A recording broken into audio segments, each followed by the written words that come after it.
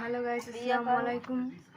আজ মশলাগুলো হলুদ, লবণ, হালকা মরিচ দিয়ে মাছগুলো ভালোভাবে মাখিয়ে নিচ্ছি।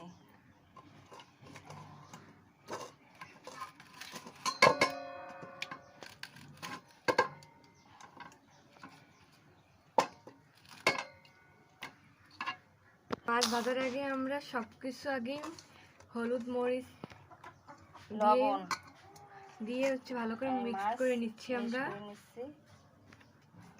এই যে বড় বড় মাছ, এই যে বড় লেজ,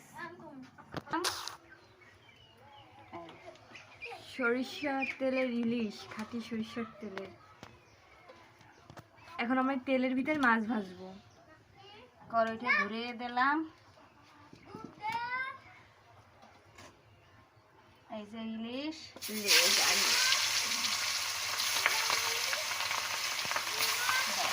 তেলের পরে ইলিশ দিয়ে দিলাম। মাছটি ভেজে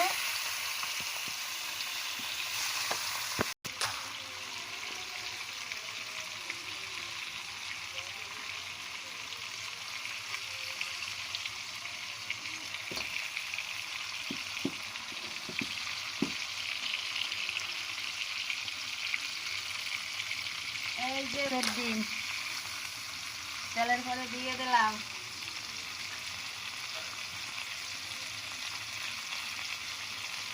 এই যে ডিম, এই যে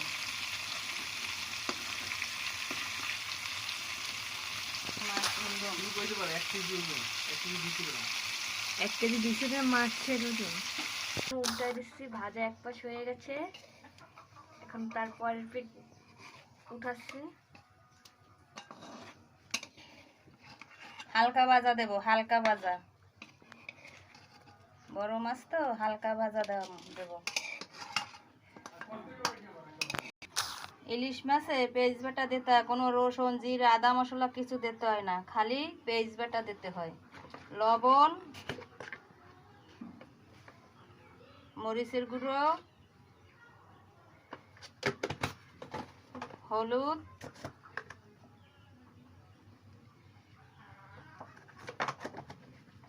হলুদ, লবণ, মরিচ দিতে হয়।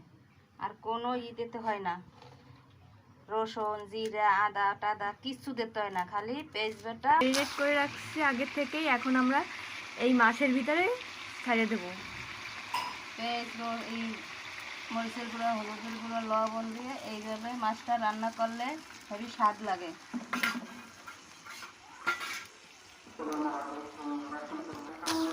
এই পর্যন্ত এখন একটু হালকা নাড়া দিয়েই আমরা ঢাইকে রাখবো। মাছের ভিতরে বুট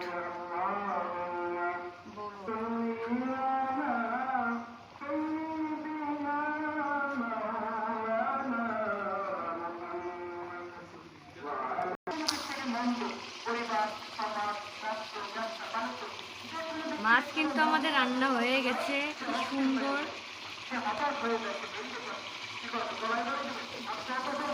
আজকে জুম্মারটা হবে ইলিশ মাছ ভাজা খাওয়া, গরম গরম।